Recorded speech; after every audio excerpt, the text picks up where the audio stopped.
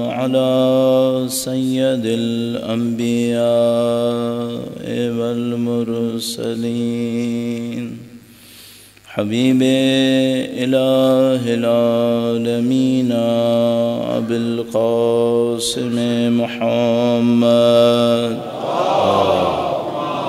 صل على محمد آل محمد عجل فرجه وعلى آله الطيبين الطاهرين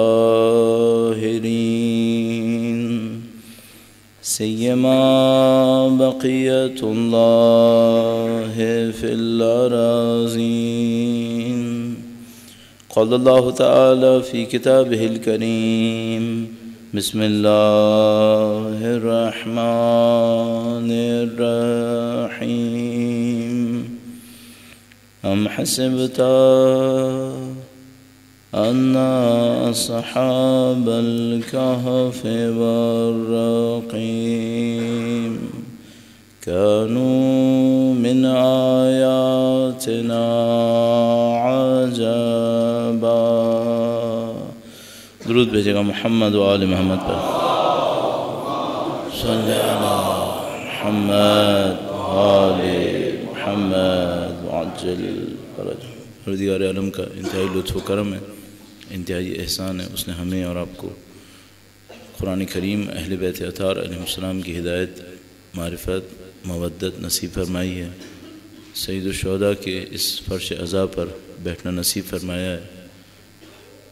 اور اگر توجہ فرمائیں تو خداوند متعال سید الشہداء کی عزا کو نہیں معلوم کتنی مخلوقات کے ذریعے سے انجام دلوا سکتا تھا، وہ ہمارا محتاج نہیں تھا۔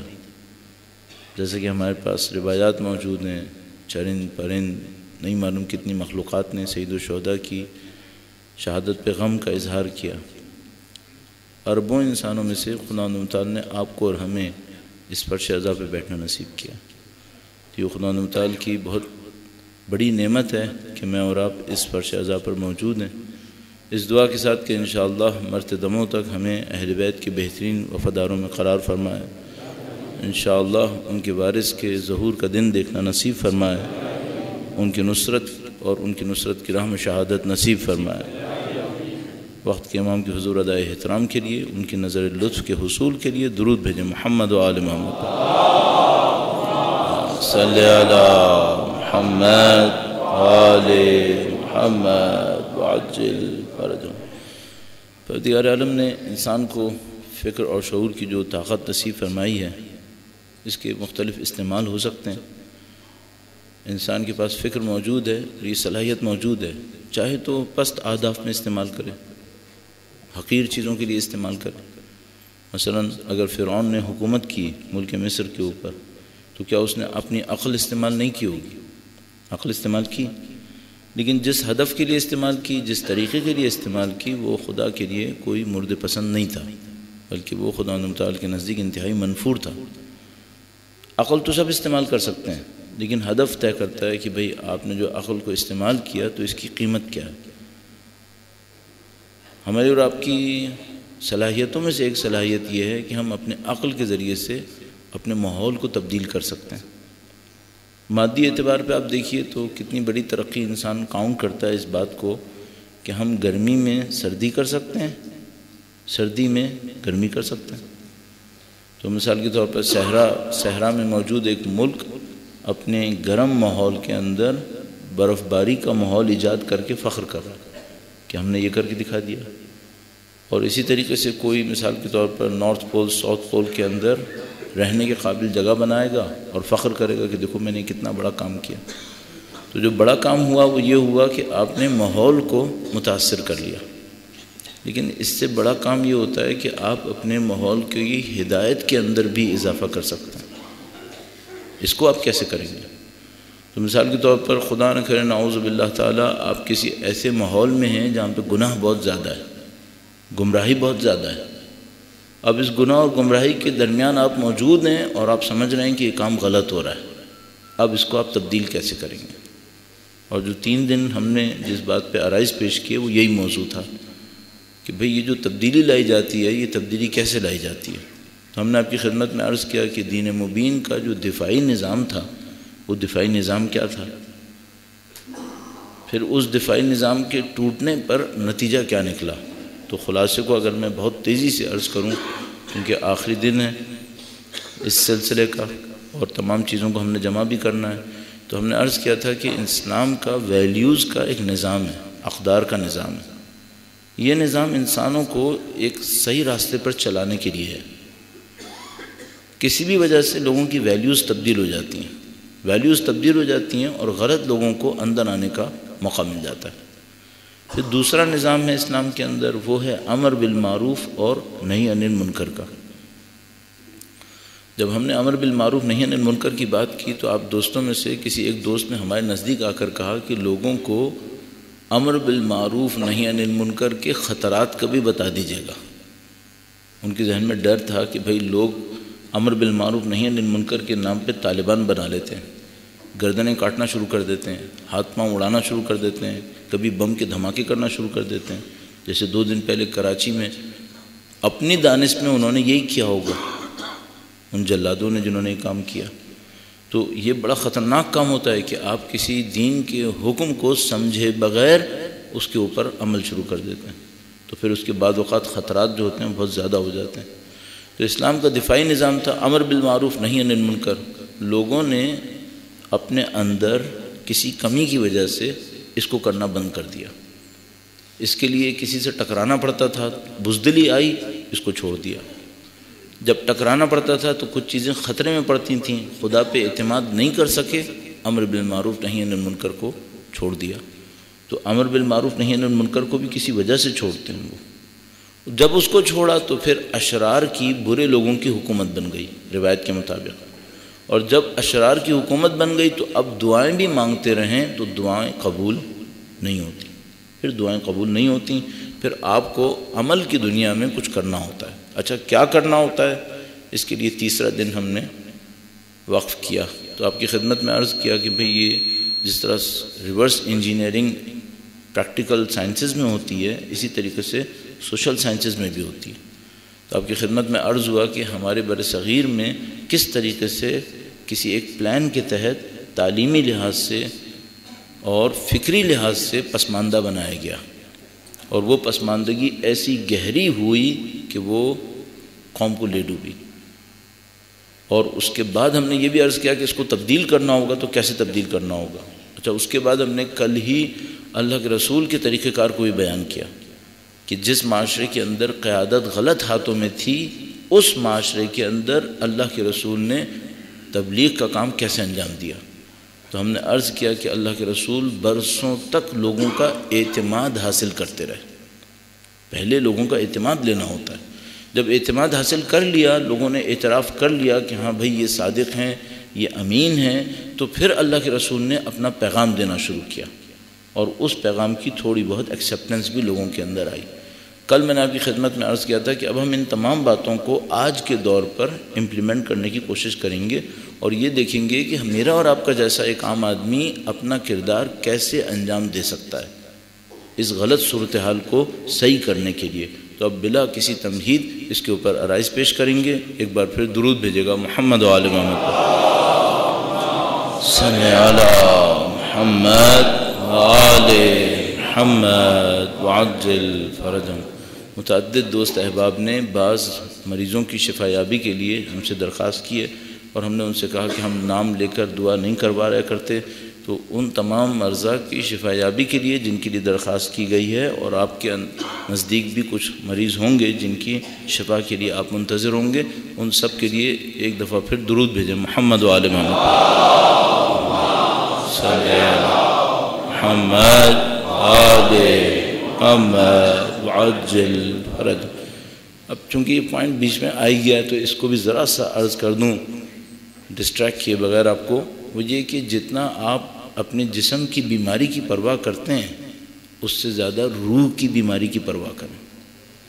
جسم کی بیماری 1-2 سال کم کرے گی، 10-15 سال کم کر لے گی، روح کی بیماری ابدی زندگی کو برباد کر دیتی ہے۔ روح کی بیماری پہ توجہ دیں۔ بچے کو ذرا سا بخار آ جاتا ہے، آدمی تڑپتا رہتا ہے، ڈاکٹروں کے پاس لے کے جاتا ہے کہ بھئی یہ بخار کیسے اترے گا، بالکل صحیح ہے، اس کا بخار اترنا چاہیے ورنہ اس کا جسم کمزور پڑ جائے گا. لیکن اگر بچہ جھوٹا بن رہا ہوتا ہے کوئی نہیں تڑپتا. یہ بخار تو کچھ بھی نہیں کرے گا اس کے ساتھ، جو وہ جھوٹ اس کی روح کے اوپر برا اثر ڈال رہا ہے. تو آپ کے سامنے جیسے ہی اپنی دوسرے کی جس کے آپ ذمہ دار ہوں روحانی بیماری آئے تو عزیزان محترم جتنا آپ ہارٹ اٹیک کے اوپر گھبرائیں گے، نعوذ باللہ خدا آپ کو صحت و سلامتی نصیب فرما رہا ہے اور فرمائے گا، جتنا اس بیماری کے اوپر آپ گھبراتے ہیں اس سے زیادہ اس پہ گھبرائیں کہ مجھے خدا پر یقین میں کمی کیوں ہے. اس پہ زیادہ گھبرانا چاہیے. اللہ انشاءاللہ ہم سب کو جسمانی اور معنوی شفا نصیب فرمائے گا انشاءاللہ. ایک بار پھر درود بھیجے گا. محمد وعلی محمد صلی علی محمد وعلی محمد وعجل فرج. امپلیمنٹ کرنے کی فیز میں سب سے پہلا کام جو ہمیں اور آپ کو کرنا پڑے گا وہ یہ ہوگا کہ ہماری ویلیوز، پریکٹیکل ویلیوز، صحیح ویلیوز ہوں جن کے اوپر ہماری زندگی گزرے. اب میں اس کی مثالیں عرض کروں گا آپ سے اور یہ بھی عرض کرنے کی کوشش کروں گا کہ اس کو صحیح کرنا کیسے ہے. مثال کے طور پر پہلے دن آپ کی خدمت میں عرض کیا تھا وہ یہ کہ آپ کے سامنے دو بچے آئے. ایک بچے نے بہت اچھے صاف ستھرے کپڑے پہنے ہوئے اور ایک بچے نے صاف ستھرے کپڑے نہیں پہنے ہوئے. آپ کی محبت اور توجہ کو کون سا بچہ جذب کر لیتا ہے؟ یہ کون سا اسٹینڈرڈ ہے؟ شاید اس بچے کی لباس کے انتخاب میں کوئی غلطی ہو ہی نہیں. ایک بچہ خوبصورت سا ہے، ایک بچے کا چہرہ اتنا خوبصورت نہیں ہے، آپ کی توجہ خوبصورت چہرے پہ جا رہی ہے. یہ کہاں کا اسٹینڈرڈ ہے؟ مادہ پرستی یہاں سے شروع ہوتی ہے. مادہ پرستی کوئی بہت بڑا دیو نہیں ہے جو بہت کہیں سے آتا ہے، نہیں، مادہ پرستی انہی چھوٹی چیزوں سے آتا ہے. کسی کے لباس سے آپ خوش ہو گئے، کسی کا چہرہ دیکھ کے خوش ہو گئے، کسی کی شہرت دیکھ کر آپ متاثر ہو گئے، یہ مادہ پرستی ہے. یہاں پہ یہ ہونا چاہیے کہ جیسے ہی آپ کے اندر سے کوئی ایسی حرکت صادر ہو آپ اپنے اوپر گرفت کریں اور اپنے آپ سے پوچھیں گے بھئی یہ میں نے کیوں کیا؟ یہ تو مجھے اجازت نہیں ہے. اچھا، عام آدمی معمولاً اتنی باریکی میں جاتا ہی نہیں ہے. زندگی گزرتی رہتی ہے اور وہی مادہ پرستی اس کے دماغ کے اوپر حاکم ہوتی رہتی ہے. اب سوال یہ ہے کہ بھئی میں اپنے نفس کو، اپنے ذہن کو کس طرح اتنا پاکیزہ کروں کہ اس طرح کی مادہ پرستی میرے اوپر نہ آئے. اور یہ میں نے چھوٹی سی مثال دی، آپ بڑی مثال لے لیجئے. بھئی ہمارے خاندانوں کے اندر بہت سادہ سی بات ہو گئی ہے. اب وہ جو بات تھی کہ خاندانوں میں مثلا بزرگ کی بات مانی جائے گی، اس کا بھی ایک اسٹینڈرڈ ہونا چاہیے تھا بہرحال، لیکن پہلے ایسے تھا کہ بھئی جو بزرگ ہوگا اس کی بات مانی جائے گی. اب یہ سب ختم ہوتا جا رہا ہے. اب صرف ایک بات ہے، جس کے پاس لاٹھی ہے اس کی چلے گی، چاہے وہ لاٹھی طاقت کی ہے چاہے وہ لاٹھی پیسے کی ہے. یہ سب ویلیوز کے کھوکھلے ہونے کا نتیجہ ہے. اچھا، اس کو صحیح کرنا ہے. صحیح کیسے کرنا ہے؟ دوبارہ سے عمارت بنائیں اپنے ذہن کے اندر، دوبارہ سے عمارت بنائیں. مثال کے طور پر آپ یہ سوچیں کہ بھئی خدا ہے، خدا کا نظام ہے، اس میں ایک آخرت ہے. خدا نے کس کو اہمیت دی ہے؟ مجھے بھی اسی کو اہمیت دینی چاہیے. یہاں سے دوبارہ شروع کریں اپنے ذہن کے اندر. ایک ایک چیز پہ گرفت کریں، ایک ایک چیز پہ گرفت کریں. کس کی طرف؟ حتیٰ میں آپ کی خدمت میں عرض کروں، خدا اس کا بھی حساب لے گا. 4 لوگ کھڑے تھے، آپ نے کس کی طرف زیادہ دیر دیکھا؟ کیوں کیا یہ؟ اس کا بھی حساب لے گا اگر اس کا اثر ہونے والا ہے. مثلا ممکن ہے کہ وہ بچہ متاثر ہو جائے کہ بھئی مجھے تو کوئی توجہ ہی نہیں دے رہا. تو ان تمام چیزوں کو اپنی زندگی کے اندر لائیے کہ بھئی آپ نے ایک اسٹینڈرڈ کے اوپر اپنی زندگی گزارنی ہے، اصولوں کے اوپر زندگی گزارنی ہے. وہ اصول آپ کو ان جگہوں سے حاصل کرنے ہیں. اب میں ایک بات عرض کرنے سے کہنا چاہ رہا ہوں لیکن کہتے ہوئے ڈر بھی رہا ہوں. وہ یہ ہے کہ بھئی آپ اپنی زندگی میں سادہ سا کام یہ سوچ کر رکھیں کہ آپ نے ابھی مرنا ہے. ابھی مرنا ہے آپ نے.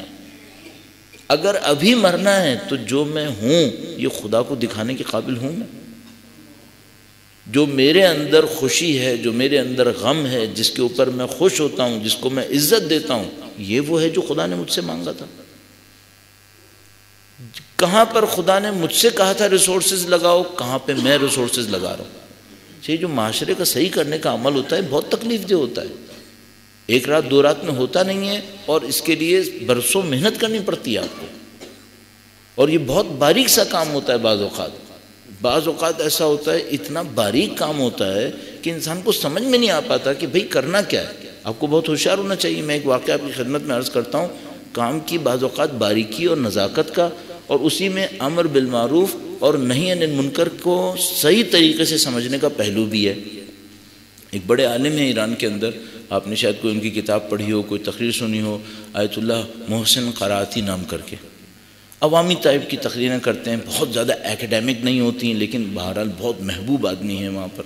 تو ایک دفعہ انہوں نے واقعہ سنایا، کہنے لگے کہ میں کسی شہید کے گھر پہ گیا، کوئی بچہ تھا جو شہید ہو گیا تھا، اس کے والدین سے میں ملنے گیا، تو اس نے بیسمنٹ کے اندر بیٹھنے کا انتظام کیا ہوا تھا، بیسمنٹ کے اندر۔ تو کہنے لگے کہ ہم بیسمنٹ میں چلے گئے، وہاں پہ اس نے کچھ کھانے پینے کا بندوبست کیا ہوا تھا، وہیں پہ ساتھ ہی ایک واش بیسن بھی لگا ہوا تھا۔ تو واش بیسن پہ یہ کھانے سے پہلے مستحب ہے کہ آپ ہاتھ دھوئیں، تو وہ ہاتھ دھونے واش بیسن کے اوپر گئے۔ جب ہاتھ دھو رہے تھے تو اتنی دیر میں اس کا جو باپ تھا وہ بہت بوڑھا تھا بیچارہ، تھوڑا سا لنگڑا بھی رہا تھا، اس نے دیکھا کہ وہاں پہ تولیہ نہیں ہے، تو وہ بیسمنٹ سے سیڑھیاں بڑی مصیبت سے چڑھتا ہوا اوپر گیا، تولیہ لے کے مشکل سے نیچے آیا۔ جب وہ نیچے آیا تو اس نے آیت اللہ کے سامنے تولیہ رکھی، تو آیت اللہ نے اس کو بتایا، آداب اسلامیہ میں ہے کہ آپ کھانے سے پہلے جو ہاتھ دھوئیں اس کو تولیہ سے صاف نہ کریں، ایسے ہی چھوڑ دیں۔ تو آیت اللہ نے کہا کہ اسلام کے آداب میں سے ہے کہ کھانے سے پہلے جو ہاتھ دھوئے اس کو نہ پوچھے۔ تو اس نے کہا کہ کسی اسلام میں یہ ادب نہیں ہے کہ بوڑھا تمہاری خاطر سینہ چڑھے اور واپس آئے تو تم اس کا دل رکھ لو؟ کسی اسلام میں یہ ادب نہیں ہے کیا؟ آیت اللہ نے خود سنایا، جس سے ان کی عظمت ثابت ہوتی ہے۔ انہوں نے اپنے اوپر ہونے والی تنقید کو اپنی تقریر میں سنا دیا، بہت بڑی بات ہے۔ دیکھیے، اس سے بھی ہمیں ایک بات سیکھنے کو ملتی ہے۔ کتنی دفعہ ایسا ہوتا ہے کہ ہم اپنی غلطی مانتے ہیں؟ کب ہوتا ہے؟ سمجھ جاتے ہیں کہ غلطی کی ہے، ماننا بہت دشوار ہوتا ہے ہمارے لیے۔ اس کا مطلب کیا ہے؟ اندر ہمارے بت بنے ہوئے۔ اچھا، یہ جو چھوٹی چھوٹی خرابیاں ہوتی ہیں نا معاشرے کے اندر، یہ ثقافت خراب کر دیتی ہے، یہ ویلیوز کو خراب کر دیتی ہے۔ اگر آپ کو صحیح کرنا ہے عزیزان محترم، ان چھوٹی چھوٹی چیزوں کو صحیح کرنا شروع کرنا۔ تو مثال کے طور پر ویلیوز کون لوگ سیٹ کرتے ہیں؟ کل آپ کی خدمت میں عرض ہوا، اللہ کے رسول نے کہا کہ بھائی علماء اور حکام۔ اب آپ کو یہ معاملہ صحیح کرنا ہے تو کہاں سے صحیح کرنا ہے؟ لمبی مدت کا منصوبہ بنائیں، لمبی مدت کا۔ ایک تو چھوٹا سا کام ہے جو میں اور آپ اپنی ذات پہ کریں، وہ بھی بہت بڑا کام ہے۔ اپنی ویلیوز کو صحیح کریں۔ یہ میں جتنا آپ کے سامنے اصرار کروں نا کہ یہ کام اہم ہے، مجھے یہ سمجھ میں نہیں آ پائے گا کہ میں اتنی کم وقت میں یہ کروں کیسے، کہ آپ ایک ایسے ماحول میں رہ رہے ہیں جہاں ویلیوز کا آوے کا آوا بگڑا ہوا ہے، یہاں سب خراب ہوا ہے۔ اگر میں سب کو تھوڑا کھینچ کے کہہ رہا ہوں نا، ویلیوز کے معاملے میں تو سبھی خراب ہوا ہے۔ احترام جن چیزوں پہ ہو رہا ہے وہ غلط ہے۔ اور پھر ایک اور مشکل یہ ہے کہ آپ ہیں اسلام آباد کے اندر، یہ تو مجھے کچھ سمجھ میں ہی نہیں آ کے دے رہا ہے۔ باقی شہروں میں بھی بہت حالت خراب ہو گئی ہے، یہاں پہ کوئی خاص غلط عنایت آ گئی ہے، یہاں ویلیوز کا معاملہ بہت ہی خراب ہوا ہے۔ اس کو آپ کو بہت ہوشیاری سے دیکھنا پڑے گا، آپ اس میں پھنس نہ جائیں کہیں۔ تو جس کا آپ احترام کر رہے ہیں، جس کو آپ زیادہ توجہ دے رہے ہیں، جس پر آپ زیادہ خوش ہو رہے ہیں، جس کے اوپر پیچھے آپ دوڑ رہے ہیں، بھاگ رہے ہیں، زندگی لگا رہے ہیں، وہ کیا ہے، وہ دیکھتے رہیے۔ اب میں آتا ہوں اس بات کے اوپر کہ بھئی یہ جو لمبی مدت کے منصوبے بنتے ہیں، یہ کیسے بنتے ہیں؟ کیونکہ جو ویلیوز کا کام صحیح ہونا ہے، یہ چھوٹا موٹا کام نہیں ہے۔ پرسنلی تو آپ کوشش کرتے رہیے، لیکن سوسائٹی کو تو سنبھالنا پڑے گا آپ کو۔ یہ کیسے سنبھال پائیں گے؟ تو میں پہلے اہل بیت کے ایک لمبی مدت کے منصوبے کی مثال دیتا ہوں، اس کے بعد اس سے ہم سیکھتے ہیں کہ ہمیں کیا کرنا چاہیے۔ اللہ انشاءاللہ کامیاب فرمائے۔ درود بھیجے گا محمد و آل محمد پر، صلی علی محمد و آل محمد وعجل فرج۔ عزیزان محترم، ہم لوگ جتنے یہاں پر بیٹھے ہیں، تھوڑی سی سخت سی ایک بات لگے گی آپ کو، ہم لوگ جتنے لوگ یہاں بیٹھے ہیں، یہ کربلا کے مجاہدین کی تعداد سے بہت زیادہ ہے۔ اور اس وقت اہل بیت کے چاہنے والے دنیا میں کتنے ہیں ایک منظر ابھی چہلم پہ آنے والا ہے. 2.5-3 کروڑ لوگ تو حساب کتاب کے مطابق آ ہی جائیں گے. صحیح. دنیا میں کہاں کہاں سید الشہداء کی عزا ہو رہی ہے اللہ ہی جانتا ہے. اب کہاں کہاں ہو رہی ہے. بہت پھیل گیا معاملہ. دنیا کی مضبوط ترین حکومتیں، میں بغیر کسی مبالغہ آرائی کی کہہ رہا ہوں، میں نے آپ کی خدمت میں عرض کیا تھا شاید کہ ممبر پہ بیٹھ کر کسی کو مبالغہ آرائی نہیں کرنی چاہیے، اور ہمارے ہاں عادت ہے کہ کر رہے ہوتے ہیں. تو میں آپ کی خدمت میں بغیر مبالغہ آرائی کی عرض کر رہا ہوں، دنیا کی مضبوط ترین حکومتیں اور گروہ اہل بیت کے چاہنے والوں کی ہیں اس وقت. اچھا سوال یہ ہے کہ بھئی یہ جو کچھ اس وقت ہے اور ابھی کچھ عرصے میں ہمیں نظر آنا شروع ہوا ہے، یہ ہوا کیسے؟ کیوں میں کہہ رہا ہوں ہوا کیسے ہے؟ ہمیں یہ پتہ ہے کہ اللہ کے رسول کی جس سال وفات ہوئی ہے تو اہل بیت کے ساتھ دینے والے 10 لوگ بھی نہیں تھے. 10 لوگ بھی نہیں تھے. اس کے 50 سال کے بعد جب سید الشہداء کی شہادت ہوئی ہے تو سچے ساتھ دینے والے 100-150 اس سے زیادہ نہیں تھے.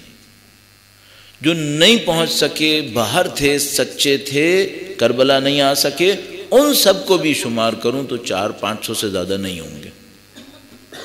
نہیں ہوں گے. کچھ وقت اور گزرا تو ہمارے امام جیل میں تھے اور ہم اپنے امام کو آزاد نہیں کر پائے، سالوں زندان میں رہے. تھوڑا سا وقت اور گزرا تو قسمہ پرسی کا وہ عالم آیا کہ ہمارے امام کی جان کی حفاظت خدا نے غیبت کے ذریعے سے کی. یہ 1400 سال پہلے ہماری حالت تھی. دنیا میں ہم کہیں تھے نہیں. ظالموں کے مقابلے میں ہمارے پاس دفاع کی طاقت تھی نہیں. اتنی بھی نہیں تھی کہ ہم، مصائب تو نہیں ہیں لیکن مصائب کے شبیہ ہے، اتنی بھی نہیں تھی کہ ہم امام کا نہیں، امام کے خیمے کو بچا سکتے ہوتے. امام کا خیمہ بھی نہیں بچا پائے. اب اس سے بڑھ کے کیا ہو سکتا تھا؟ اس کمزوری کے بعد اب اس طاقت میں ہیں کہ اگر کسی نے ان کا خیمہ نہیں، ان کے روضے کا رخ کیا تو لاکھوں مجاہد کھڑے ہیں اور کہہ رہے ہیں کہ نزدیک نہیں آنے دیں گے. ہم 1400 سال پہلے ہم ان کا خیمہ نہیں بچا سکے. 1400 سال کے بعد اس وقت اگر کسی نے روئے زمین کے اوپر کربلا، نجف، مشہد، قم، کسی بھی جگہ کا رخ کرنے کا ارادہ کیا تو میں آپ کو بغیر کسی مبالغہ آرائی کے کہہ رہا ہوں، کوئی مبالغہ نہیں کر رہا ہوں، اپنے اندر معتقد ہوں، روئے زمین پر کوئی طاقت یہ کام نہیں کر سکتی. اس وقت نہیں کر سکتی. اچھا یہ ہوا کیسے؟ یہ کیسے ہوا؟ آپ کو کسی جگہ پہ 1 لاکھ لوگ جمع کرنے ہو نا، 1 لاکھ لوگ آپ نے جمع کرنے ہو دنیا میں کہیں پہ مظاہرے کے لیے، اتنی لاجسٹک چاہیے آپ کو، اتنی کمانڈ اینڈ کنٹرول چاہیے جس کی کوئی حد نہیں ہے. یہ جو کچھ ہوا یہ کس کی منصوبہ بندی تھی؟ یہ کس نے منصوبہ بنایا تھا؟ تو ہم دیکھتے ہیں کہ کربلا کے فوراً بعد اہل بیت نے لمبی مدت کا منصوبہ شروع کر دیا. لمبی مدت کا منصوبہ. اس لمبی مدت کے منصوبے میں انہوں نے 10, 20, 30, 50, 100 سال اس پہ توجہ نہیں دی. ان کا منصوبہ اتنی لمبی مدت کا تھا کہ 1400 سال کے بعد ہمیں اس کا اثر نظر آیا ہے. اتنی لمبی مدت کا منصوبہ. یعنی آپ تصور کریں، میں تھوڑا سا اس کو اور آپ کو اس میں ایک ڈیپتھ دینے کی کوشش کروں تو مثال کے طور پر گزشتہ 30, 35 سال، 40 سال میں جو کچھ تبدیلی آئی، جس کو ہم کبھی انقلاب اسلامی کہتے ہیں، کبھی مختلف اور ناموں سے یاد کرتے ہیں، جس کے اندر حتیٰ دشمن بھی قبول کر رہے ہیں کہ شیعہ کا ریوائیول ہوا ہے، ایک حیات نو ظاہر ہوئی ہے. تو یہ جو حیات نو ظاہر ہوئی ہے یہ مثال کے طور پر لیڈرشپ تھی امام خمینی کی. اچھا آپ کو فوراً، جیسے میں نے آپ کو بلڈنگ کے لیے کہا تھا نا، آپ جیسی کوئی بلڈنگ دیکھیں فوراً یہ سوچیں کس آرکیٹیکٹ نے بنائی ہے. نہیں، یہ نہیں سوچیں. یہ سوچیں یہ آرکیٹیکٹ کس کلاس میں پڑھے تھے. تو تاج محل کس آرکیٹیکٹ نے بنائی یہ امپورٹنٹ نہیں ہے، اس سے امپورٹنٹ یہ دیکھنا ہے کہ تاج محل بنانے والے آرکیٹیکٹ کن انسٹیٹیوٹ سے پڑھ کے نکلے تھے، وہ ادارے اب کہاں ہیں؟ صحیح ہے. امام خمینی نے اتنی بڑی تبدیلی ایجاد کی، ان کے ہمراہ کچھ ایسے لوگ تھے جو علم عرفان کے اندر، دینداری کے اندر اپنے زمانے کے آسمانوں پہ پہنچے ہوئے تھے. مثلا اس وقت کسی کو کوئی تردد نہیں ہے کہ مثلا آیت اللہ شہید دستغیب کی کتابوں نے ایرانیوں کو بہت متاثر کیا ہے، ہم لوگوں کو بھی متاثر کیا. اب یہ جو عرفان کا معاملہ تھا، یہ جو عرفانی حضرات تھے، یہ کہاں تربیت پا رہے تھے؟ تو میں نے آپ کی خدمت میں شاید کسی سال میں عرض کیا تھا کہ امام خمینی کے 2 استاد تھے، ایک آیت اللہ شاہ آبادی نام کر کے، ایک آیت اللہ مرزا جواد ملکی تبریزی نام کر کے. یہ لوگ تھے جو امام خمینی کو تربیت دے رہے تھے، انہوں نے ان کو بنایا. اچھا، امام خمینی کے اطراف میں جو بڑے بڑے عرفاء تھے، مثلا آیت اللہ بہجت تھے، آیت اللہ حسن زادہ آملی، اور مثلا آیت اللہ جوادی آملی، اور آیت اللہ محمد حسین طباطبائی، آیت اللہ دستغیب شیرازی، اور دوسرے جو شہداء محراب شیخ صدوق وغیرہ تھے، یہ کون تربیت دے رہا تھا؟ تو ایک ہم عصر عارف سید علی قاضی طباطبائی ان سب کی بنیاد میں نظر آتے ہیں. جو سید علی قاضی طباطبائی تھے، ان کو کون تربیت دے رہا تھا؟ تو عرفاء کا ہمیں ایک سلسلہ نظر آتا ہے جو کئی 100 سال سے کام کر رہا تھا خاموشی سے. اچھا، یہ جو عرفاء اپنا کام کر رہے تھے، علم عرفان میں ترقی کر رہے تھے، اللہ کے بندے بن رہے تھے، پھر انہوں نے اللہ کے بندوں کو اتنا بنایا کہ انقلاب آ گیا. یہ کس علم کی بنیاد پہ بن رہے تھے؟ اس علم کی بنیاد پہ جو مولا 5ویں اور 6ٹھے امام نے دیا تھا. کتنے سال لگے مولا 5ویں اور 6ٹھے امام کی علمی محنت کو دنیا میں ظاہر ہونے میں؟ 1300 سال. 1300 سال لگ گئے. تو میں سوچتا ہوں کہ اہل بیت کا جو منصوبہ تھا وہ کتنا لمبی مدت کا منصوبہ تھا. ہم تو 10 سال کی بات نہیں کر پاتے. تو مثال کے طور پر اگر مجھے ویلیوز کو چینج کرنا ہے تو ویلیوز کیسے چینج ہوں گی؟ اللہ کے رسول نے کہا بھائی 2 گروپ تبدیل کر لو تو ویلیوز صحیح ہو جائیں گی، ایک حکام اور دوسرے علماء. تو بھائی آپ نے کہا بھائی حکام کو بھی علماء صحیح کر سکتے ہیں. کل بات ہوئی تھی اس کے اوپر، پرسوں یا کل. اچھا، اب میرے پاس ٹاسک آ گیا کہ بھائی اگر میرے معاشرے کے علماء صحیح ہو جائیں تو میرا معاشرہ خود بخود صحیح ہو جائے گا. علماء صحیح کیسے ہوں گے؟ علماء بنیں گے علمی درسگاہوں کے اندر. تو یہ جو علمی درسگاہیں ہیں یہ ہم نے بنا لی ہیں کیا؟ جن کے اندر وہ علماء بنے جو ویلیوز کو صحیح کر لیں، اور اگر وہ صحیح کر لیں تو پھر امت صالح ہو جائے گی. تو ہم کہتے ہیں نہیں بھائی ایسی درسگاہیں تو نہیں بنی، یا اگر درسگاہیں بنی بھی ہیں تو اس میں جو بچے پڑھ رہے ہیں یہ وہ بچے نہیں ہیں جو یہ کام کریں. تو پھر اگلا سوال یہاں پہ آ جائے گا، آپ وہ درسگاہیں کیوں نہیں بنا رہے؟ آپ وہاں اپنے بچوں کو کیوں نہیں بھیج رہے؟ جب آپ اس کوشچن پہ آتے ہیں تو پھر یہاں پر ہماری اور آپ کی کم نظری، کوتاہ نظری سامنے آ جاتی ہے. وہ یہ کہ میں اس سے پہلے کہ علمی درسگاہوں کو بناؤں، مجھے پہلے یہ امپورٹنٹ لگتا ہے کہ میں اپنے گھروں کو بناؤں. تو میں ریسورسز لگاتا ہوں اپنے گھروں کے اوپر. اچھا، اس کے بجائے کہ میں اپنے بچوں کو ایسی علمی درسگاہ میں بھیجوں جس کے بعد وہ عالم بن کے نکلیں اور ویلیوز کو صحیح کریں، میں اپنے بچوں کو بھیجتا ہوں ایسی جگہ کے اوپر جہاں سے وہ کمانے کے قابل نکلیں اور میری دنیا کو سنبھالیں.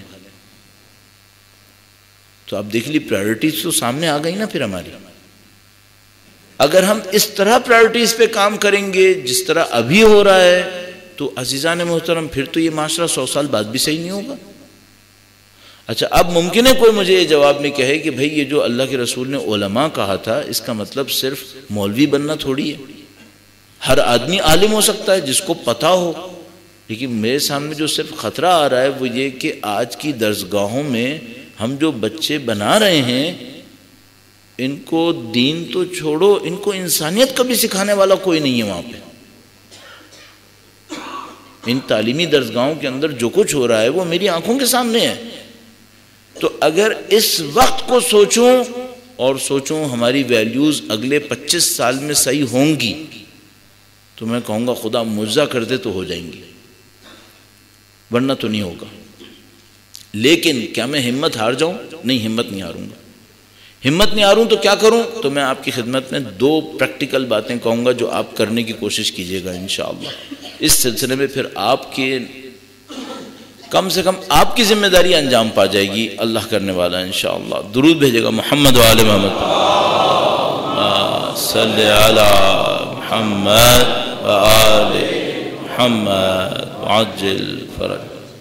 2 پریکٹیکل باتیں جس کو آپ انجام دیں تو انشاءاللہ آپ اصلاح کے عمل کا حصہ بن سکتے ہیں۔ پہلی بات، غلط ویلیوز پر کسی کو احترام مت دیجیے گا اور کسی سے احترام مت مانگیے گا۔ یہ دوسرا والا زیادہ خطرناک ہے۔ دیکھیے عزیزان محترم، میں آپ کے سامنے بالکل کھول کے عرض کروں، اپنے اوپر رکھ کے عرض کرتا ہوں۔ مثلا فرض کر لیجئے مجھے یہ غلط فہمی ہو جائے، انتہائی خطرناک غلط فہمی، کہ میں مشہور آدمی ہوں اور کچھ لوگ میری شہرت کی وجہ سے میرا احترام بھی کر رہے ہوں، تو مجھے برا لگے گا یا اچھا لگے گا؟ اچھا لگے گا۔ اچھا، اگر یہ مجھے اچھا لگ رہا ہے تو پھر میں نے ایک ویلیو کو پروموٹ کر دیا۔ وہ ویلیو کیا تھی؟ شہرت۔ اوہو، یہ تو میں نے بہت برا کر دیا، چونکہ فاسق بھی مشہور ہو جاتے ہیں۔ فرض کر لیں میرے ہاتھ میں دولت تھی اور 4 لوگ میری دولت کی وجہ سے میرا احترام کر رہے ہیں اور مجھے اچھا لگ رہا ہے، تو اس کا مطلب کیا ہے؟ میں نے دولت مند ہونے کو ویلیو دے دی ہے۔ یہ جو ویلیوز کا صحیح ہونا ہوتا ہے، نیچے سے بھی ہو سکتا ہے کہ انسان غلط چیز کو ویلیو نہ دے، لیکن اصل میں اوپر سے ہونا ہوتا ہے، اصل میں اوپر سے ہونا ہوتا ہے۔ یعنی جس کو غلط ویلیوز پر احترام مل رہا ہوتا ہے اس نے کچھ ایسا کرنا ہوتا ہے کہ لوگوں سے کہ بھائی ان غلط ویلیوز پر ہمیں احترام مت دو۔ مثال دیکھیے، مثال موجود ہے ہمارے پاس۔ مولا امیر المومنین ایک دفعہ کہیں تشریف لے گئے، درود بھیجے گا محمد و آل محمد، صلی علی محمد و آل محمد وعجل فرج۔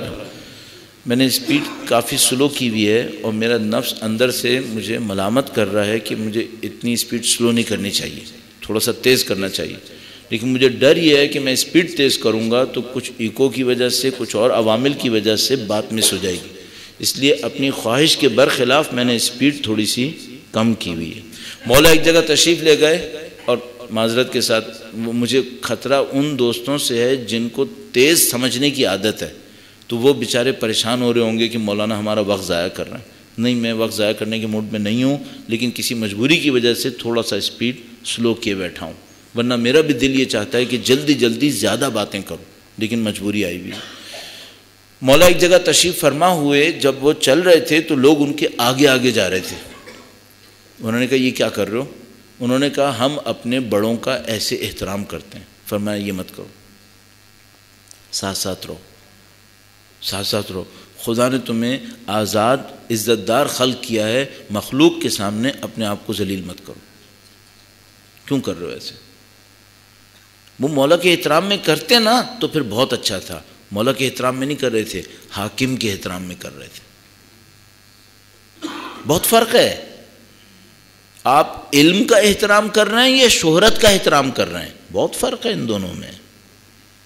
آپ اہل بیت کی مودت کا احترام کر رہے ہیں یا اس کی شہرت کا احترام کر رہے ہیں، بہت فرق ہے ان دونوں میں۔ جیسے ہی آپ کو احساس ہونا کہ یہ احترام غلط اسٹینڈرڈز پر ہے، ہاتھ روکیں فوراً، کہ نہیں بھائی یہ اس طرح مت کرو، اس طرح مت کرو۔ کیوں؟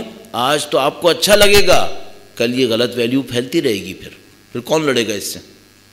اور جب یہ غلط ویلیو پھیلے گی تو جنگ آئے گی، چونکہ میں نے آپ کی خدمت میں عرض کیا تھا کہ دولت، طاقت اور شہرت تینوں کمیاب چیزیں ہیں، کمیاب چیزوں پہ جنگ ہوتی ہے، اور علم، تقوی اور اللہ کی راہ میں جہاد، اس میں کوئی کمی نہیں آتی، اس پہ جنگ کبھی نہیں ہوگی۔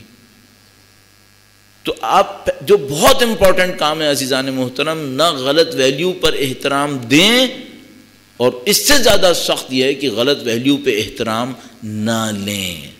اچھا کب نہ لیں؟ جب آپ کے پاس طاقت نہیں ہے؟ نہیں، جب آپ کے پاس طاقت ہے۔ آپ کا ملازم آیا کسی کام سے اور وہ آپ کے سامنے کھڑا ہوا ہے اور آپ کرسی کے اوپر بیٹھے ہوئے اور خالی کرسی بھی موجود ہے۔ روایت میں ہمارے پاس ہے کہ اگر ایک آدمی بیٹھا ہوا ہے، باقی لوگوں کو اس نے کھڑا کیا ہوا ہے اور اس بات سے خوش ہو رہا ہے تو یہ جہنمی ہے۔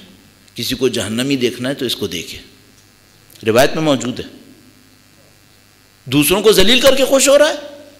جیسے یہ کام ہو فوراً آپ اپنے سبارڈینیٹ سے کہیں بھائی یہ کرسی خالی، یہاں بیٹھ جاؤ۔ کیوں؟ میں جہنم میں تھوڑی ہونا چاہتا ہوں۔ میں کیوں کسی کو ذلیل کر کے اپنے آپ کو جہنم میں ڈالوں؟ جب آپ کے پاس طاقت ہو تب صحیح ویلیوز کو امپلیمنٹ کریں۔ لیکن مصیبت ہمارے ساتھ یہ ہے اس وقت ہمارا نفس خوش ہو رہا ہوتا ہے چونکہ ہمیں ویلیو مل رہی ہوتی ہے، بے سبب کی ویلیو، بلا وجہ کی ویلیو جس کو اسلام نے کوئی ویلیو نہیں دی۔ تو عزیزان محترم پہلا اصول یہ ہو جائے گا کہ آپ اپنی دنیا کے اندر غلط ویلیوز پر احترام مت دیں، اور اس سے امپورٹنٹ یہ ہے کہ غلط ویلیوز پر احترام مت لیں۔ اچھا احتیاطاً ایک کام اور بھی کر سکتے ہیں آپ، احتیاطاً ایک کام اور بھی کر سکتے ہیں۔ بعض اوقات اپنے نفس کو رام کرنے کے لیے جس کو کوئی احترام نہ دے رہا ہو اس کو آپ احترام دے دیں۔ اپنے نفس کو رام کرنے کے لیے، کنٹرول کرنے کے لیے، اس میں کوئی ویلیو نہ ہو، کوئی بات نہیں، آپ احترام دے دیں تاکہ آپ کا نفس کنٹرول میں رہے، ورنہ یہ بہت باغی چیز ہے، یہ تو بہت مصیبت کرتا ہے۔ اب اس میں کیا ہے کہ مسائل پھر بہت زیادہ ہیں، اس میں ریاکاری کا چانس بھی آنے لگتا ہے، پھر ان سب کو بھی آپ نے کنٹرول کرنا ہے۔ تو یہ پہلا پوائنٹ ہو گیا، آپ اس پہ توجہ فرمائیے گا۔ ایک اور پوائنٹ عرض کروں گا، درود بھیجے گا محمد و آل محمد پہ، صلی علی محمد و آل محمد وعجل فرج۔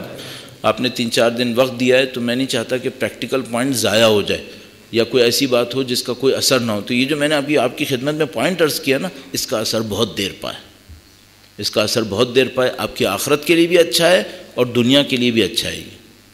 اور جو لوگ یہ سمجھتے ہیں نا کہ ہم لوگوں کو احترام دیتے ہیں تو وہ ہمارے سر پہ چڑھ جاتے ہیں، یہ مشہور ہے کہ بھئی ہم لوگوں کو احترام دیتے ہیں تو وہ ہمارے سر پہ چڑھ جاتے ہیں۔ تو میں ان کی خدمت میں عرض کروں گا کہ امیر المومنین نے حضرت مالک اشتر کو یہ نصیحت کی تھی، کہا مالک تم شرافت دکھانا، جب تم شرافت دکھاؤ گے نا تو لوگ تمہیں غلط نیت کا الزام لگائیں گے، تم پھر بھی شرافت دکھانا، تم پھر بھی شرافت دکھانا۔ جب تم دینداری دکھاؤ گے تو لوگ تمہیں بے وقوف سمجھیں گے، تمہیں دھوکہ دیں گے، تم پھر بھی دینداری دکھانا، پھر بھی دینداری دکھانا۔ فرمایا جب تم لوگوں کے ساتھ اچھا کرو گے نا تو لوگ تمہارے ساتھ برا کریں گے، لیکن مالک تم پھر بھی اچھا کرنا۔ کیوں؟ امام نے فرمایا مالک اس لیے کہ جو دنیا میں باقی رہے گا وہ تمہارا اور خدا کا تعلق ہے، بندوں کا تعلق ختم ہو جائے گا، اس کی کوئی ویلیو نہیں ہے۔ تو عزیزم آپ نے ایک اچھا کام کیا، ایک آدمی آپ کے سر پہ چڑھنے لگا، کوئی بات نہیں، آپ اپنا اچھا کام جاری رکھیں۔ کیوں؟ اگر اللہ ہے تو وہ آپ کے ساتھ دے گا، آپ مطمئن رہیے گا اس بات میں۔ سب غلط کر کے آگے بڑھ رہے ہیں، آپ غلط نہیں کر رہے اور پیچھے رہ رہے ہیں، صبر کر لو، کوئی بات نہیں۔ دنیا داروں کے ساتھ، معذرت کے ساتھ، دنیا داروں کے ساتھ مردار کھانے کی ریس میں مت دوڑو، چھوٹے سے حلال پہ خوش رہو۔ یہ دنیا بھی مر جائے گی، یہ دنیا دار بھی مر جائیں گے، آپ باقی رہو گے، آپ کا دین باقی رہے گا، تو انہیں خوش ہونے دو، کیا مصیبت آئی ہے، تھوڑی سی دنیا ہے نا۔ تو عزیزان محترم تھوڑا اس طرح سوچیں، اب ایک خوشخبری بھی ہے، اگر آپ نے یہ کیا نا تو خدا اس دنیا کو ذلیل کر کے آپ کے قدموں میں ڈال دے گا، دنیا بھی کہیں نہیں جائے گی، ذلیل ہو کے آپ کے پاس آئے گی۔ علیکم بالآخرہ تأتک الدنیا صاغرہ، تم آخرت کی پرواہ کرو، دنیا حقیر ہو کر تمہارے پاس آئے گی، اور اگر تم نے دنیا کی پرواہ کی نا تو تمہیں ذلیل ہو کر اس کے پیچھے دوڑنا پڑے گا۔ تم آخرت کی پرواہ کرو، دنیا حقیر ہو کر تمہارے پاس آئے گی۔ مفہوم کیا نکلا؟ اگر تم نے دنیا کی پرواہ کی تو تمہیں ذلیل ہو کر اس کے پیچھے دوڑنا پڑے گا۔ انصاف سے بتائیے گا، کیا لوگ دنیا کی خاطر ذلیل ہو کے دنیا کے پیچھے نہیں دوڑ رہے؟ آنکھوں سے دیکھ رہے ہیں ہم لوگ دوڑ رہے ہیں۔ آپ ایسے نہیں بنے، اللہ ہمیں اور آپ کو توفیق دے کہ ہم اس یلغار کے اندر جو مادہ پرستی اور نفس پرستی کی اور ذلالت کی ہے، اس سے اپنے آپ کو باہر رکھیں، اپنے آپ کو آزاد انسان بنائیں۔ دوسرا ایک اور کام کرنے کی کوشش کر لیجئے، وہ کیا؟ آپ کو دنیا میں مادہ پرست بہت ملیں گے، لیکن اسی دنیا میں کوئی گمنام شاید خدا پرست بھی ملے گا۔ انگلی کٹانے کے برابر بھی ہو سکے تو اس کا ساتھ دے دیں، بس۔ دیکھیے اس دنیا میں مکار بہت ملیں گے، شریف آدمی ملے اس کا ساتھ دے دیں۔ کچھ نہیں کر سکتے نا، اس کی تعریف کرو تاکہ معاشرے میں اچھائی کا نام باقی رہے۔ اب دیکھیے دوسرا کام میں نے آپ کی خدمت میں کیا عرض کیا، یہ جو میں آپ کی خدمت میں دوسرا کام کہہ رہا ہوں نا، یہ معاشرہ بنانے کا کام ہے۔ معاشرہ کیسے بنتا ہے؟ لوگوں کے اجتماع سے بنتا ہے۔ برے لوگ، پست لوگ جمع ہوتے ہیں، پست معاشرہ بناتے ہیں۔ اچھے لوگ جمع ہو جائیں، اچھا معاشرہ بنتا ہے۔ ایک دوسرے کے لیے مددگار بنے ہیں میں اور آپ، لوگ ذلالت میں اور گمراہی میں ایک دوسرے کے مددگار بنے ہوئے ہیں، ہم لوگ خدا پرستی میں، اچھائی میں ایک دوسرے کے مددگار کیوں نہیں بن رہے؟ تو آپ اصول یہ بنائیے کہ آپ کو اپنی دنیا کے اندر جہاں کہیں کوئی شخص ایسا نظر آئے جو آپ کو لگے بھائی یہ اللہ والا ہے، یہ پاکیزہ انسان ہے۔ اچھا، اللہ والے کا مطلب تسبیحیں جھکنا نہیں ہے، بڑے بڑے سجدے کرنا نہیں ہے، اللہ والے کا مطلب ہے امانت داری، دل کے اندر صفائی۔ اگر آپ کو کوئی ملتا ہے امانت دار، دیانت دار، سچا آدمی، بغیر نفاق کے، جو اندر سے ہے وہی باہر ہے، صاف ستھرا ہے، آپ اس کے ساتھ دے دیں۔ کچھ نہیں کر سکتے تو کیا کریں؟ تعریف ضرور کر دیں تاکہ اچھائی کا نام باقی رہے۔ یہ کام اگر آپ نے اور میں نے کرنا شروع کر دیا نا، تو ہم خود بخود ایک معاشرہ بنانے میں کامیاب ہو جائیں گے۔ تو آپ اپنی زندگی میں دستور بنا لیجئے، جہاں کہیں آپ کو کوئی آدمی ملا، اچھا یہ مت سوچیے گا کہ وہ مشہور ہو، پھر آپ شہرت کے پیچھے ہی جائیں گے۔ پھر یہ گمنام لوگوں میں ڈھونڈیے گا، گمنام لوگوں کے اندر ڈھونڈیے گا۔ اللہ کے رسول کی ایک بڑی عجیب روایت ہے جو ہم جیسوں کے لیے بہت خطرناک اشارہ بھی ہے اس کے اندر۔ اللہ کے رسول نے فرمایا کہ کچھ بندے ایسے ہوں گے جو جنت کے دروازے پر باقی مخلوق سے پہلے پہنچ جائیں گے۔ کتاب ہے تحف العقول، بہت نفیس کتاب ہے جس میں چہاردہ معصومین کے بہت منتخب اقوال لکھے ہوئے ہیں۔ اللہ کے رسول کے اقوال میں یہ قول موجود ہے تحف العقول کے اندر۔ فرمایا کچھ بندے ایسے ہوں گے جو تمام بندوں سے پہلے جنت کے دروازے پر پہنچ جائیں گے۔ تو فرشتے جب ان کو جنت کے دروازے پہ دیکھیں گے، اس میں سب سمبولزم ہے، اس میں سب سمبولزم ہے، اس پہ کبھی بعد میں عرض کریں گے۔ تو وہ پہنچیں گے تو کہیں گے کہ بھائی تم لوگ کیا شہداء ہو؟ انہوں نے کہا نہیں، ہم شہداء نہیں ہیں، ہم شہید نہیں ہوئے۔ تو تم لوگ علماء ہو؟ کہا نہیں، ہم ایسے علماء بھی نہیں ہیں۔ تو وہ فرشتے پوچھیں گے بھائی تم لوگ کوئی صدیق ہو، شہید ہو، عالم ہو، کیا ہو تم لوگ؟ تو کہتے ہم تو کچھ بھی نہیں ہیں۔ تو پھر یہاں پہ کیسے آ گئے؟ ابھی تو باقی مخلوق آئی نہیں ہے، تو تم لوگ کیسے آ گئے یہاں پر؟ یہاں تو سارے علماء، صدیق، شہداء آتے۔ تو وہ بتائیں گے فرشتوں کو کہ ہم لوگ وہ لوگ ہیں جنہوں نے گمنامی میں زندگی گزاری ہے، ہمارے پاس پیسہ نہیں ہوتا تھا، ہم ہر روز مشکل جھیلتے تھے، اللہ کے صبر و شکر سے زندگی گزارتے رہے، اپنی دینداری کو ہم نے محفوظ رکھا۔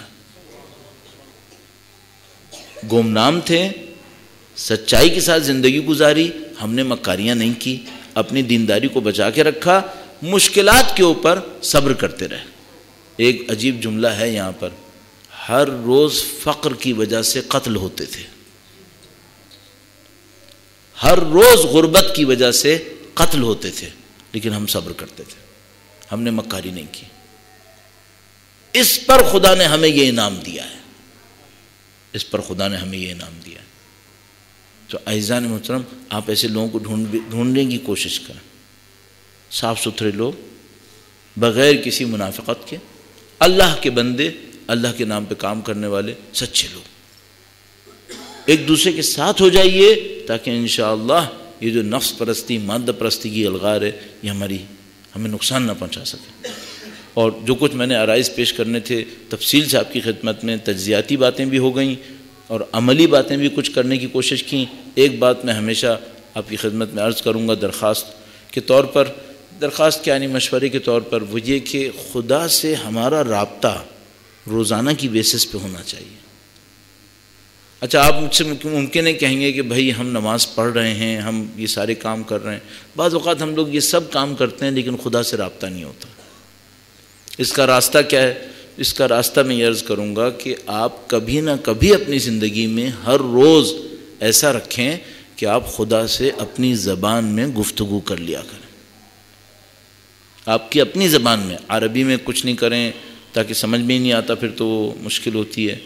جو بھی آپ کی مادری زبان ہے، اردو، پنجابی، سندھی، بلوچی، پشتو، جو بھی ہے، انگلش، اللہ سے بات کریں ایسے جیسے کوئی خدا آپ کے سامنے ہے، اور خدا تو اس سے زیادہ ظاہر ہے جتنا سامنے کوئی بیٹھا ہوا شخص ہوتا ہے، تو آپ بات کریں اس سے۔ بھئی آپ کی کچھ دکھ درد ہوں گے کہنے کے لیے، وہ دکھ درد بھی کہہ دیجئے، لیکن کوشش یہ کیجیے گا کہ پست چیزوں سے زیادہ بڑی چیزوں کے بارے میں بات کریں، جو بھی کرنا ہے کریں، لیکن گفتگو کریں خدا سے، خدا کے سامنے کچھ اعترافات کریں کہ بھئی ہم سارے انسانوں سے بات کرتے ہیں اور تجھ سے بات نہیں کی ہم نے ابھی تک، ہم نے رشتہ ہی نہیں بنایا کوئی۔ تو یہ جو آپ کا رابطہ خدا سے ہوگا، اس میں نصرت مانگیں کہ خدایا ہم مادہ پرست دنیا کے اندر رہ رہے ہیں، تو ہماری نصرت فرماتا کہ ہم تیرے دین کے اوپر مر سکیں۔ اور عزیزان محترم، خدا آپ کو طول عمر اور موفقیت مزید نصیب فرمائے، لیکن موت کو ضرور یاد رکھیں۔ موت کو یاد رکھنے میں بڑے راز ہیں۔ جو بھی انسان موت کو یاد رکھتا ہے اور موت کے لیے تیاری کرتا ہے، اس کو معمولاً اچھا راستہ نصیب ہو جاتا ہے۔ تو اس بات کو ضرور ذہن میں رکھیں کہ بھئی یہ پرماننٹ رہنے کی جگہ نہیں ہے، یہاں سے ہم نے کسی بھی وقت جانا ہے۔ تو یہ چند میں نے آپ کی خدمت میں راہ حل کے طور پر چیزیں عرض کی ہیں، اس کے اوپر توجہ فرمائیے۔ موت کی تیاری کا راز برزخ کے ساتھ ہمارا تعلق ہے۔ ہم جو یہاں پہ بیٹھے ہیں، اب میں آخر میں چند جملے بول کر اپنی ذمہ داری کو کم کرنے کی کوشش کر رہا ہوں۔ یہ جو ہم اور آپ زندگی گزار رہے ہوتے ہیں، تو ہم لوگ اپنی برزخ کو خلق کر رہے ہوتے ہیں۔ جو کچھ ہم کر رہے ہیں ہاتھوں سے، اعضاء و جوارح سے، باقی حتیٰ سوچ کر ہم اپنی برزخ خلق کر رہے ہوتے ہیں۔ ایسا یہ رشتہ اور جو تعلق دنیا اور برزخ کا ہے، یہ بہت عجیب تعلق ہے۔ تو آپ اس وقت بھی برزخ بنا رہے ہیں، کبھی بناتے ہیں، کبھی جلاتے ہیں، کبھی بڑھاتے ہیں، کبھی کچھ کرتے ہیں، کبھی کچھ کرتے ہیں، ہر وقت خلق کرتے ہیں، ہر وقت۔ تو ہوشیاری کے ساتھ کام کیجئے، زندگی گزارنے میں بہت احتیاط کریں، انشاءاللہ خدا متعال نصرت نصیب فرمائے گا انشاءاللہ۔ اللہم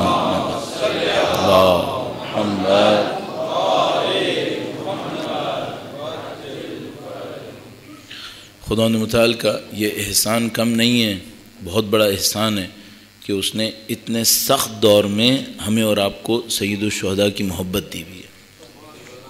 یہ خدا متعال کا بہت بڑا احسان ہے۔ سید الشہداء کی محبت کچھ ایسا کرتی ہے، انسان کے دل کو زندہ رکھتی ہے، کیونکہ اللہ کے رسول نے فرمایا تھا ان الحسین مصباح الہدیٰ و سفینۃ النجات۔ تو اگر کوئی سچی محبت میں امام حسین کے ساتھ ہو، البتہ مجھے افسوس اس بات پہ ہوتا ہے کہ سید الشہداء کی سچی محبت میں بھی شیطان بعض اوقات کچھ ملاوٹیں ڈال دیتا ہے، کچھ ریاکاری، کوئی تجارت، کوئی دکھاوا یہ ڈال دیتا ہے۔ لیکن بہت سارے لوگ ہیں جو صرف سید الشہداء کے لیے سچائی کے ساتھ کام کر رہے ہیں۔ تو آپ اور میں اس سچی محبت تک اگر پہنچے ہوئے ہوں امام حسین کے، تو پھر دل کی نورانیت آپ کی بہت زیادہ ہے، اور خدا کا احسان ہے کہ الحمدللہ رب العالمین وہ محبت ہے۔ نشانی کیا ہے؟ نشانی بہت سادہ سی ہے، وہ یہ کہ کوئی 1400 سال کے بعد کیوں کسی پہ روئے گا؟ کون سی قوم رو رہی ہے؟ 1400 سال کے بعد بھی کسی واقعے کو یاد کرے اور دل سے روئے اگر کوئی تعلق نہیں ہے تو کیوں کرے گا؟ کوئی نہ کوئی تعلق تو ہے آپ کا. تو میں مثال کے طور پر اپنے لیے سوچتا ہوں، آپ سے بھی عرض کروں گا کہ عزیزان محترم، یہ جو ہم مجالس میں گریا کرتے ہیں یہ بہت اہم ہے، لیکن ایک اور کام کر لیں، کبھی اکیلے بیٹھے ہوں تو اکیلے میں امام حسین پہ رو لیا کریں، اس کا اثر ہی کچھ اور ہے. یہ جو ہمارے بزرگ تھے انہوں نے امام کی تبعیت میں ہمیں کچھ ثقافت دی تھی، اور وہ ثقافت یہ تھی کہ جب بھی ٹھنڈا پانی پیو امام حسین کو یاد کرو، امام حسین کو یاد کرو. اندھیرے میں ہو تو شام غریباں سوچ لو. انہوں نے ہمیں یہ ثقافت دی. یہ بہت اچھی ثقافت ہے کہ بھائی آپ امام حسین کو یاد کرنے کے لیے مجلس کا انتظار مت کریں، آپ اپنی زندگی میں امام حسین کے ساتھ ہر وقت جڑے رہیں. جب بھی پانی پئیں ایک دفعہ ایک جملہ بول دیں. تو ہمارا کوئی کسی نے بیان کیا کہ وہ بولا کرتا تھا، اے امام آپ کے خشک لبوں کو میرا سلام. پانی پیتا تھا تو کہتا تھا، اے امام آپ کے خشک لبوں کو میرا سلام. اور مثلا کوئی اور تھا جب اپنے بچوں کو پیار کرنے لگتا تھا تو کہتا تھا، امام آپ کے یتیم بچوں کو میرا سلام. کہ یتیم بچے عزیزو کیسے انسان ان مصائب کے اوپر غور کرے. جب حضرت مسلم بن عقیل کی شہادت کی خبر آئی تو امام حسین نے مسلم بن عقیل کی بچی کو اپنے پاس بلایا. روایت ہمارے پاس موجود ہے کہ اپنے زانوں پر بٹھایا، بچی کے سر پہ ہاتھ پھیرا، اس سے محبت سے پیش آئے. تو یہ بچی بہت ہوشیار تھی. اس نے جیسے ہی دیکھا کہ چچا ایسے محبت کر رہے ہیں تو اس نے کہا کہ امو جان کیا میرا باپ مارا گیا ہے؟ کیا میرا باپ مر گیا ہے؟ تو لوگوں نے کہا کہ تم نے یہ کیوں پوچھا؟ اور واقعاً شہید ہو چکے تھے. تو کہا کہ بھائی تم نے ایسا کیوں پوچھا؟ تو اس نے کہا کہ چچا یتیموں کو ایسے پیار کرتے تھے. یہ جو میرے چچا نے میرے ساتھ پیار دکھایا نا، یہ چچا یتیموں کے لیے دکھاتے ہیں. اب تو ایسا ہے کہ اس کا مطلب ہے میرا باپ مر گیا. تو امام حسین یتیموں کا بڑا خیال کرتے تھے. عزیزو ہمارے پاس روایت موجود ہے، جب حضرت قاسم کو کہا کہ بیٹا تم جاؤ، اجازت دی، تو سارے مجاہدوں کو کہتے تھے تم تیار ہو کر آؤ. قاسم کے لیے کہا میں اس کو خود تیار کروں گا. قاسم کو امام حسین نے اپنے ہاتھوں سے تیار کیا. عزیزو ایک روایت علامہ ذیشان در جوادی نے پڑھی ہے، بڑی عجیب روایت، میں آپ کی خدمت میں عرض کروں. جب تیار کر لیا تو قاسم کو نزدیک بلایا اور گریبان پھاڑ دیا، گریبان چاک کیا. قاسم نے پوچھا چچا آپ نے یہ کیوں کیا؟ تو کہا بیٹا چاک گریبان یتیمی کی نشانی ہے، شاید دشمنوں کو رحم آ جائے. بھئی یہ یتیم بچہ ہے، اس کا باپ بھی مر چکا ہے. اب میں آپ کی خدمت میں یہ عرض کروں کہ بھائی سید الشہداء کی یتیم بچیاں وہ مسلم بن عقیل کی بچی کا منظر بھی دیکھ رہی تھیں. امام حسین یتیم بچوں کے ساتھ، بچیوں کے ساتھ کیسے پیش آتے تھے وہ بھی دیکھ رہی تھیں. لیکن جب شام غریبہ آئی تو یتیم بچیوں کو تماشے کے لگے.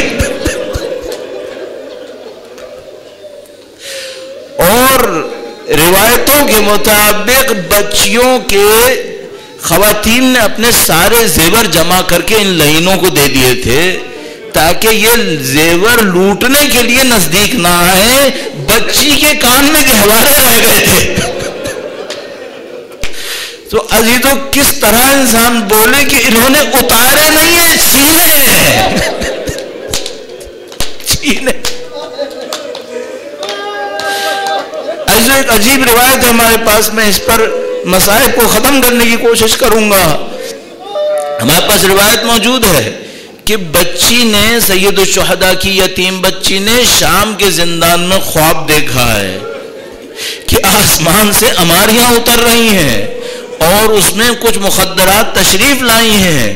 تو پوچھا کہ بھائی یہ کون ہے؟ بتایا کہ یہ بی بی حوا ہیں، یہ بی بی آسیہ ہیں، یہ بی بی آمنہ ہیں، یہ خدیجہ طاہرہ ہیں، اور ایک آخری خاتون کو دیکھا جو گویا لنگڑا لنگڑا کے چل رہی ہیں، ان کی حالت گریہ سے غیر ہے، دوسری خواتین تسلی دے رہی ہیں۔ پوچھا یہ کون ہے؟ کہا یہ سیدہ طاہرہ ہیں، یہ حسین کی غم میں مغموم ہیں۔ وہ نزدیک آئی تو سیدہ نے جملہ پوچھا، بچی تیرے کان کے زخم کیسے ہیں؟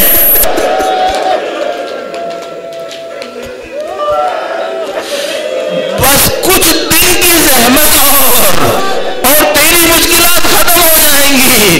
جب مولا سید سجاد نے سنا تو ماتم کیا کہ اب انتہا ہو گئی ہے۔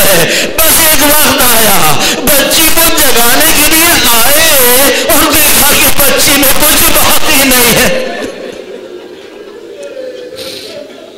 الا لعنۃ اللہ علی القوم الظالمین وسيعلم